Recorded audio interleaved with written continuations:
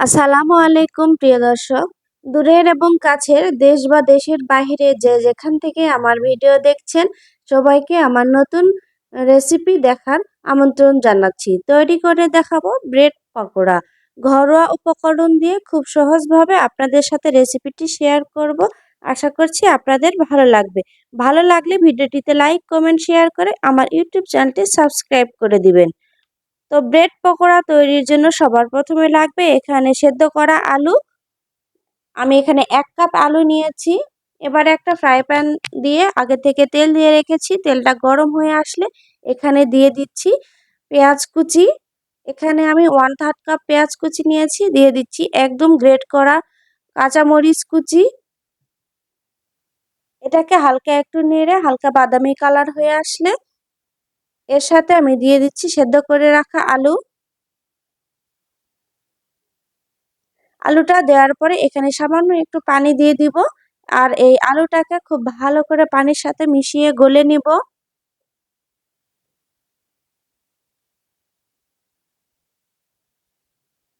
এরপর আমি এখানে দিয়ে দিচ্ছি লবণ স্বাদ মতো। এরপর দিয়ে দিচ্ছি হলুদের গুঁড়া, তার সাথে দিয়ে দিচ্ছি মরিচের গুঁড়া, আর এবার আমি দিয়ে দিচ্ছি ধনিয়া গুঁড়া। এর সাথে দিয়ে দিচ্ছি ভাজা জিরা গুঁড়ো, আর সবশেষে আমি এর সাথে দিয়ে দিচ্ছি গরম মশলা হাফ চামচ, আর দিয়ে দিচ্ছি আদা রসুন বাটা হাফ চামচ করে 1 চামচ দিয়ে এটাকে এখন খুব ভালো করে আমি মিশিয়ে নিব। খুব সুন্দর এবং সহজ এই রেসিপি।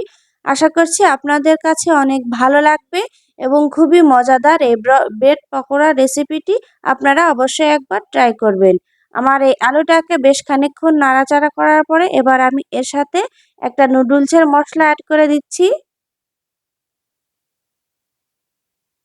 নুডলসের মশলাটা দিয়ে এটাকে আমি আবার একটু খানিকক্ষণ নেড়ে নিব। আর এর সাথে আমি দিয়ে দিচ্ছি 1 মুঠ পরিমাণ ধনেপাতা কুচি। ধনেপাতা কুচির সাথে আলুটাকে আবারও একটু খুব ভালো করে নেড়ে নিব। আর এ পর্যায়ে আলু থেকে সমস্ত পানি শুকিয়ে গিয়েছে এবং এটা কেমন আঠালো হয়েছে দেখুন। এবার এটাকে আমি একটু সাইড করে নিলাম। আর এরপর আমি এখানে খুব সামান্য পরিমাণ একটু তেল দিয়ে দিলাম। এখানে আমি একটা বড় সাইজের মুরগির ডিম অ্যাড করে দিচ্ছি। আপনারা চাইলে 2টা ডিমও অ্যাড করে দিতে পারেন। আপনাদের প্রয়োজন অনুযায়ী উপকরণগুলো ব্যবহার করবেন।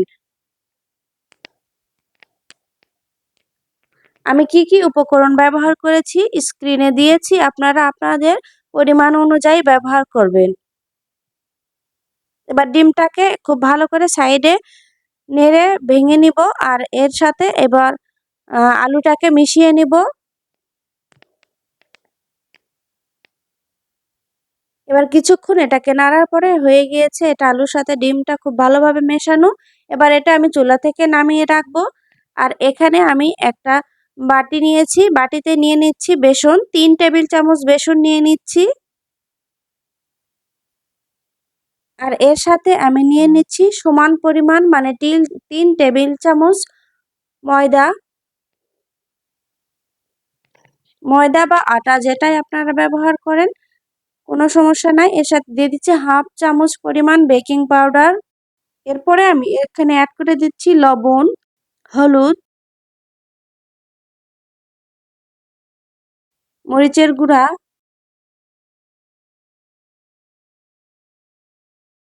দিয়ে দিচ্ছি জিরা গুঁড়া,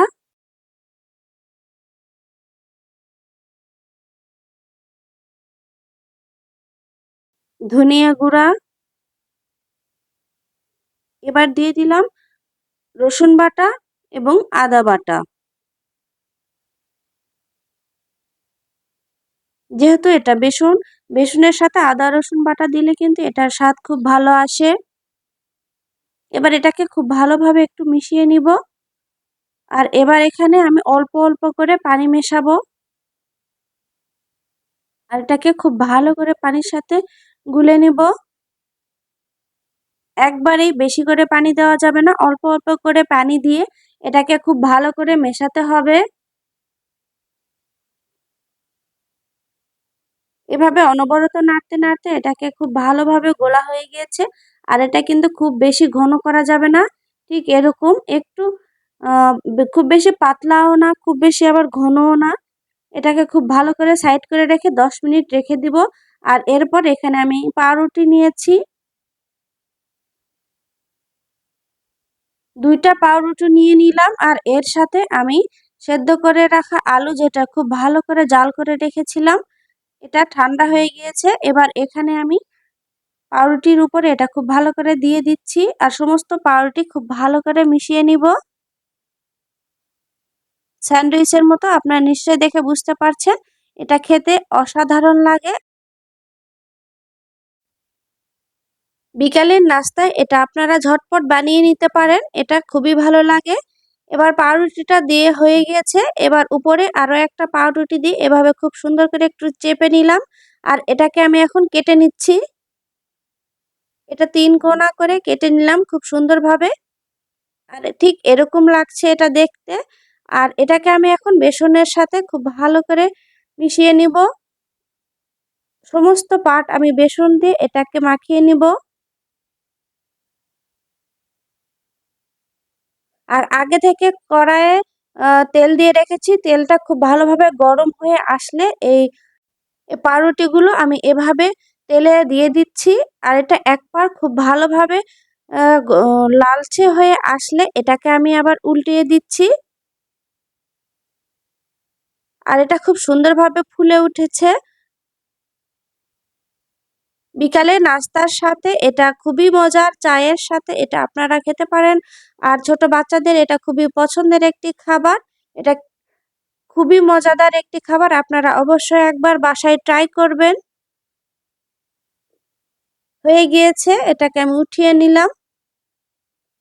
আর দেখুন এটা কতটা সুন্দর হয়েছে, দেখতে লোভনীয় এবং খেতে অসাধারণ। তো আশা করছি আমার এই রেসিপি আপনাদের অনেক ভালো লেগেছে। তো আজকের মতো বিদায় নিচ্ছি, দেখা হবে পরবর্তীতে। আল্লাহ হাফেজ।